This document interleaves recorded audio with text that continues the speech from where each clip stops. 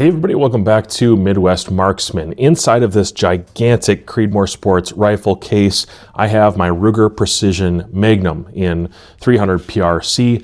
I like the rifle. This last year I brought it out to 2,500 yards, somewhere in there. I kind of forget the exact distance off the top of my head, but past 2,000 yards for sure.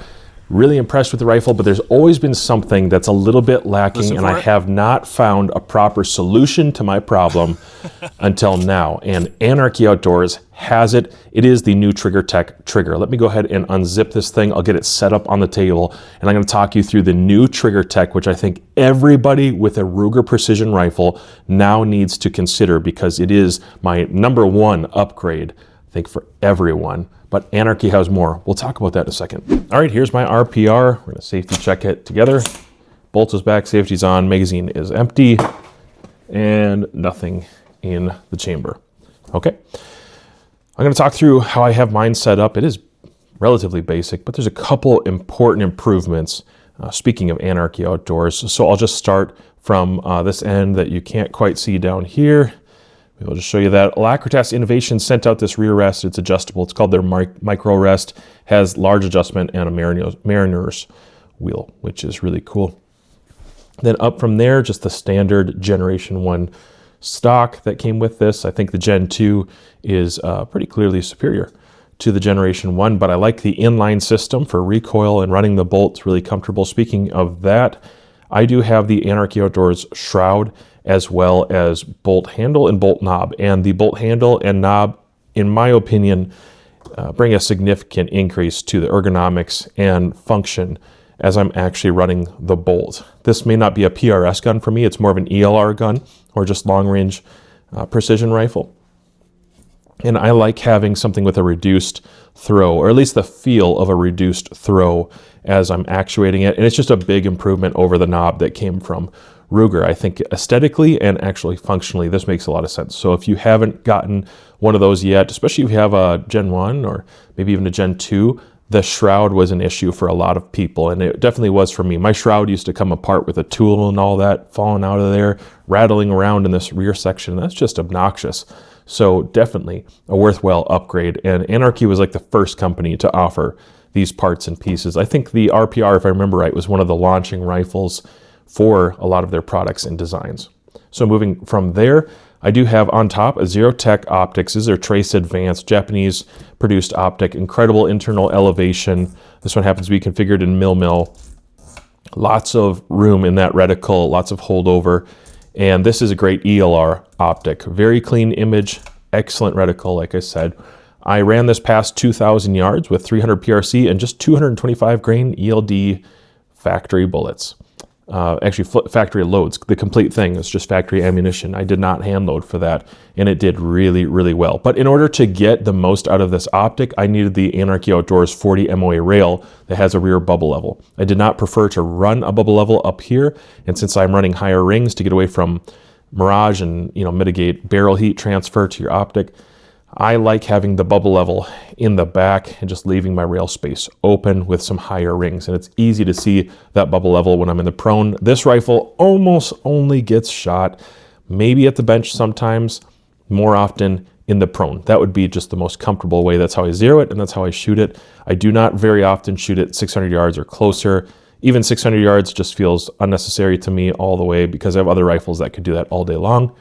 This has the capability to shoot much further, which I proved this last summer. If you haven't watched those videos, you should watch them. And I needed that 40 MOA rail. So that allowed me a huge amount of internal elevation out of the scope. And then I used quite a bit of holdover. In fact, I used all my holdover once I got past 2,200 yards. I needed everything I had in that reticle, back down the magnification. It was awesome. I loved it.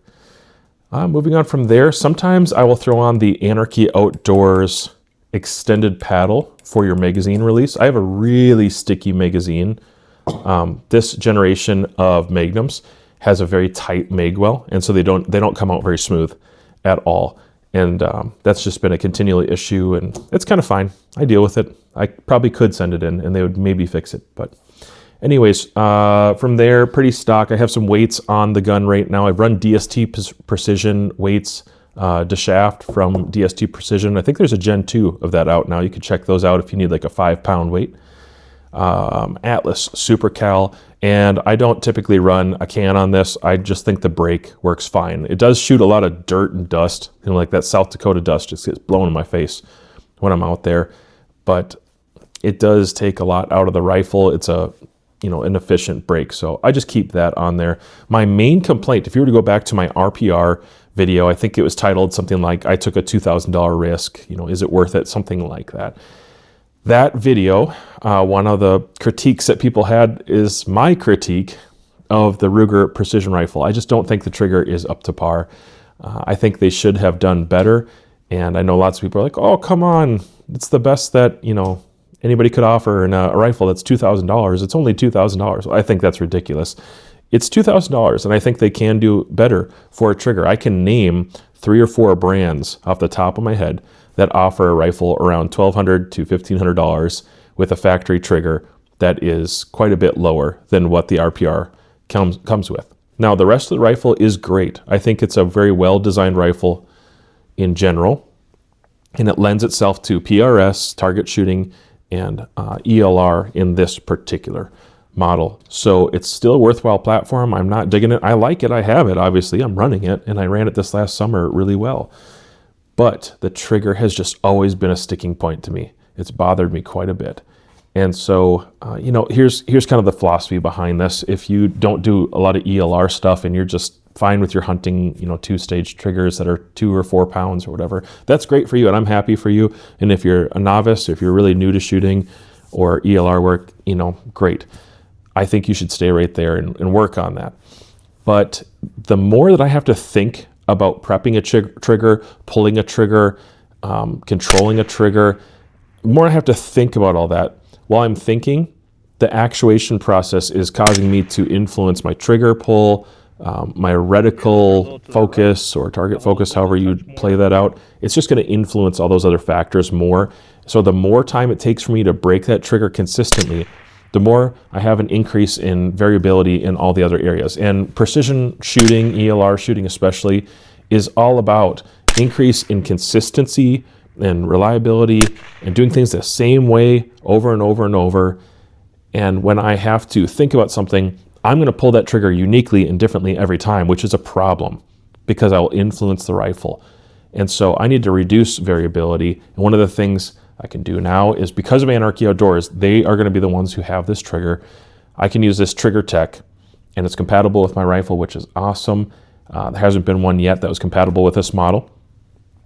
And that is going to reduce those things, because the way that this sear works, moving around, it's like frictionless in a lot of ways, or at least feels smoother. You're not going to have like two squares, slipping off each other. This is more like there's a round piece and things rotate around it. So anyways, that flat trigger will allow me consistency. If you can see on that flat trigger, there's a little nub at the very bottom. So I have a reliable, consistent place to pull the trigger and actuate it. And I'm not going to go high or low. One of the things I don't like about curved triggers personally is curved triggers, especially those with a little dingus in the middle like the original Ruger had. Those just feel kind of like you're not going to grab it in a consistent spot, and you might not. And then you don't leverage the trigger very well. You're not lowering the weight of the trigger, especially if you're going higher in the trigger, because it's leverage, like the principle of leverage. So if I go down on this lever to the bottom every time on that nub and I find it, I'm getting a nice low weight on the trigger, which I'm going to show you in a second, how low that can go for my setup. And then I have just a consistent place and expectation for the brake. I'm going to get the same feel. I'm going to memorize that, and it's going to be repeatable, just like I said before. So I don't need to be too long-winded about this. It's cool, easy to install. All I had to do was remove a screw, push out through the top my old trigger set, which took, a minute, probably took 1 minute to pop that out. And to install this trigger, all you have to do is put it in the slot, slide it forward, anchor it in with that 3/16 bolt, and then you can adjust this trigger for first stage and second stage travel and pull weight, or mostly pull weight. So what I chose to do for this one was to just back it off a considerable amount on both of them. There's one screw that is only accessible. They're both 5/64 size heads. It's only accessible when this case is removed. I've already handled that, and YouTube doesn't like you showing that anyways. So that one, I kind of did some finagling to try to get it right and get it where I thought it ought to be. I did have to work on that one just a little bit. Not too bad. But I had to work on that one a little bit, and then I put it back on, and I did adjust the first stage as well. So the second stage, which is like your poundage reduction for your second stage, that is only accessible when this has been removed, this case underneath. And you shouldn't have to do that very often, so no big deal. It's pretty easy. It's like 3 screws to remove this piece and gain access to it.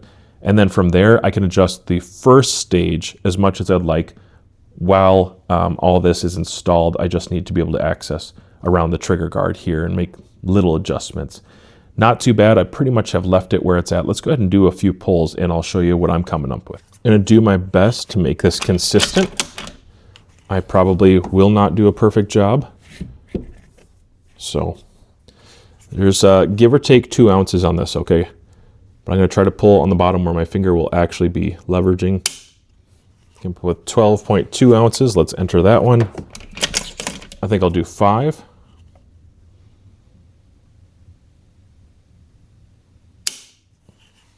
11.6.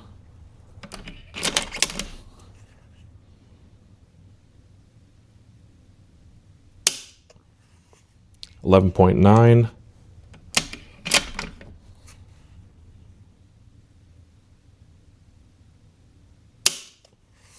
13.2.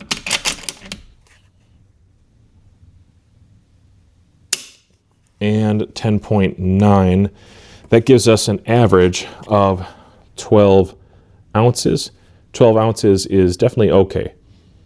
I might want this a touch lighter in the future, but right now I'm going to practice with 12 ounces. I think that'll be sufficient for the time being. All right, this is the time of the year you usually find me proned out in a snowbank somewhere, and that's exactly what I'm doing. I've got that Ruger precision rifle chambered in 300 PRC, and I'm just at 630 right now. It's about the closest I even like to shoot this, but I'm testing out this brand new trigger tech, which is compatible for the RPR Magnum. This is the first time I found a compatible trigger for the RPR Magnum in this generation that just works well. And it's a trigger tech, which is a bonus because I love trigger tech. I love the flat face and flat shoe that's on there with a little nub at the bottom. I've already probably showed you some pull weights that I've got it down relatively low, a little under a pound at least. And at this point, it's an immediate noticeable improvement to my performance on my end. It's just helping me actuate the trigger much more consistently. Let's go ahead. And I did throw a can on here. I'm not exactly sure where this will go, but it'll just be more fun. So we'll see where the first round impacts, and I'll make a correction from there. Thank you to Anarchy Outdoors. Anarchy Outdoors is where you're going to find this trigger tech.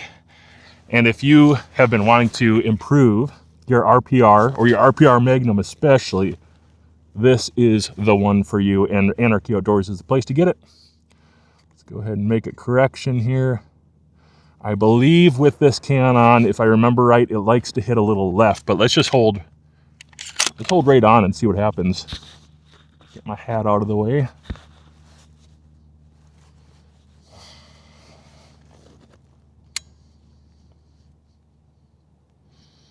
First stage, just a little take up. Not much there at all. I've turned that down pretty low. Second stage, probably 10 ounces.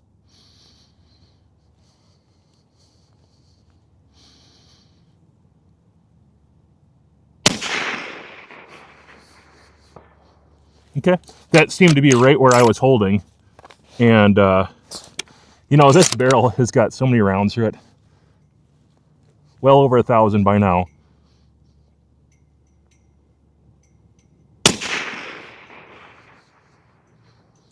And after 1,000 rounds, I don't know, with 300 PRC, how much life should I expect? How tight should this thing shoot?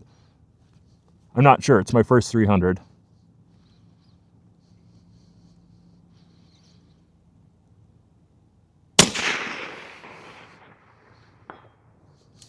Hopefully you can see with that flash indicator on there, I'm holding right on the target.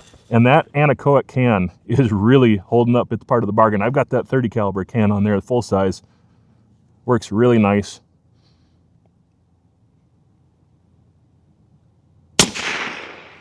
Okay, that was a little left.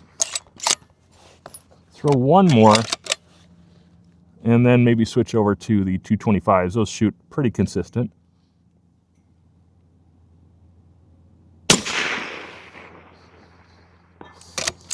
Those are hanging a little left, but wow, does that trigger make an immediate improvement. I'm on pretty unlevel ground, but thanks to that Alacritas Innovations rear rest, I feel okay today on this ground. Should be able to catch some good trace with the sun on my back like this.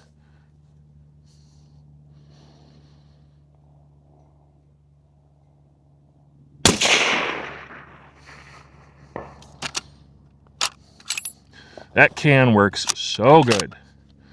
Love it. Really love it. I'm not sure I love the 212s out of this gun.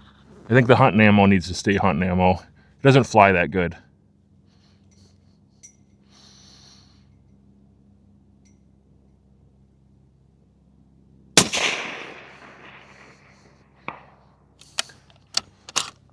That trigger pull though feels great. So much better without the little dingus thing hanging in there.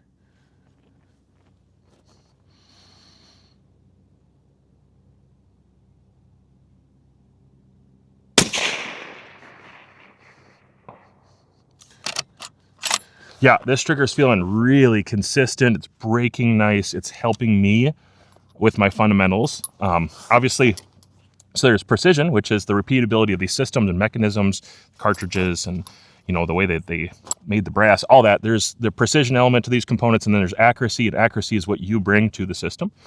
And this is helping me be more accurate because it is more precise.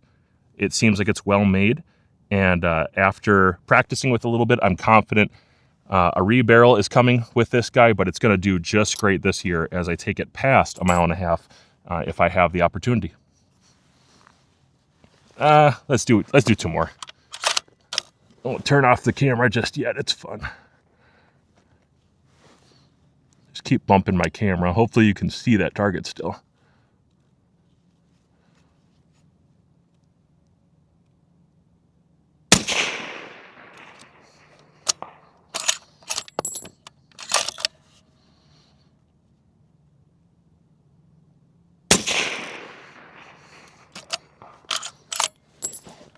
Yeah, that's really fun.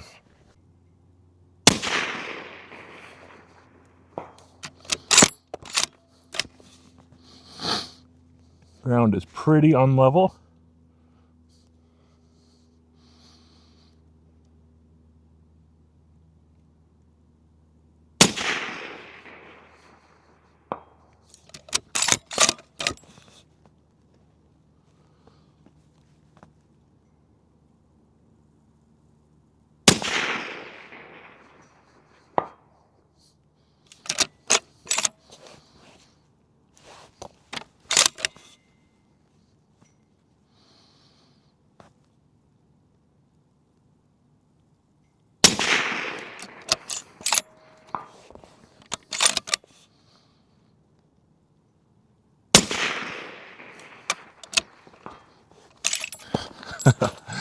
That trigger is really nice.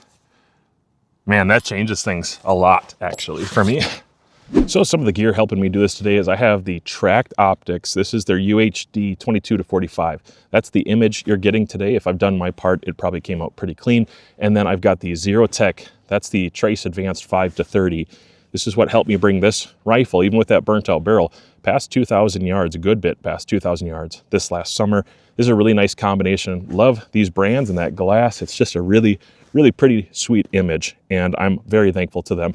If you want to see more about that, I'm going to be at SHOT Show, and I'm going to do some booth coverage. So make sure you're paying attention, subscribe to the channel, hit the bell for notifications, because during SHOT Show, I'm going to be there with a new release from Tracked, I believe. There's going to be something there. And then also I will be talking about Zero Tech, and there's always a Zero Tech on a rifle somewhere there, and there might even be something new. We'll see. All right, that's all I have for you guys.